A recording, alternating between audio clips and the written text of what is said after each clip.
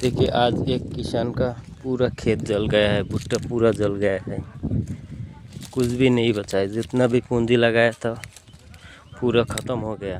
बेचारा बहुत परेशानी में है। अब देख सकते हो किसी ने आग लगा दिया है, लेकिन कौन लगाया उसका कुछ पता नहीं। देख लो पूरा खेत जल के खाक हो गया।